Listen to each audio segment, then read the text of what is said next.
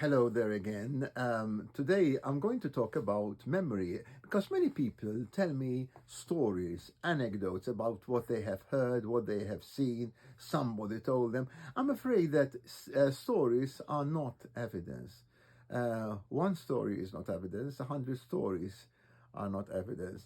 So, mostly because memory is not entirely reliable. And I'm going to talk briefly about 8 points. One of them is confabulation. Confabulation is when people invent or embellish stories that have happened or may not have happened, or they have read somewhere, they have seen on television, and they make them their own. This is not intentional.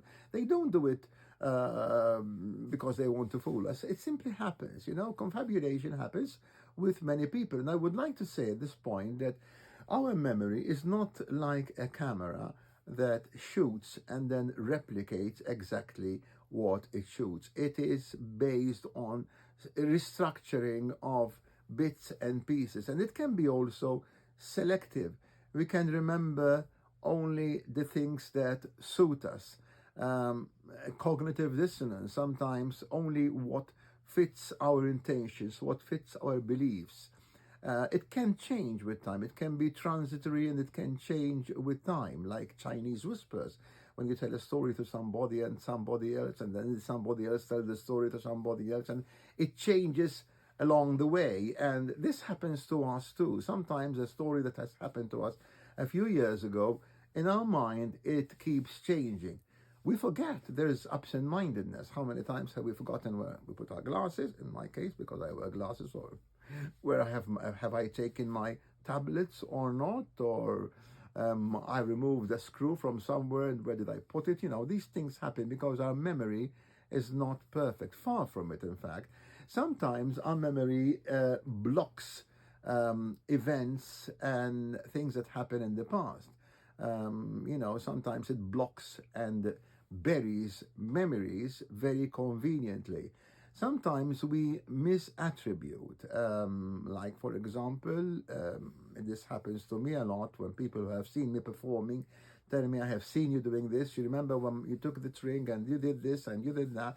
And these are things that I have never done because I know what props I have. I know what illusions I do, but people are convinced either because they have seen somebody else or they have seen it on television or it has changed over the years in their minds, but people misattribute and they tell me that I was in a school where I wasn't, etc., etc.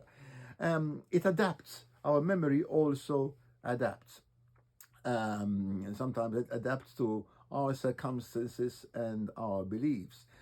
Finally, memories can also be planted. This is an unfortunate thing, and many studies were done in the 80s, and there were many people accused of committing crimes they did not commit. In fact, I have with me some of the books here which talk about this. This is Satanic Panic, where there was the Satanic Panic in America, and many carers and parents were accused and they were innocent.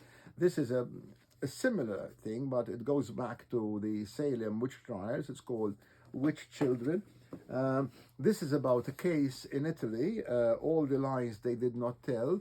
And this is also called Victims of Memory by Mark Pendergrass, about various cases where memory was planted by the psychologists, by the therapists, by the hypnotists, even in case of alien abductions.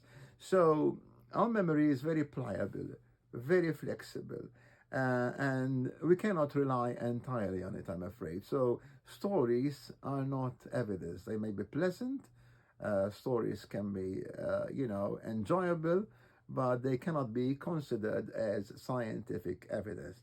That's all I had for you today. I have to keep it short. I hope to see you next time. I hope you follow and send me an email on shettico@gmail.com if you have something to say, and I'll try to talk about it in future vlogs. Thank you and bye.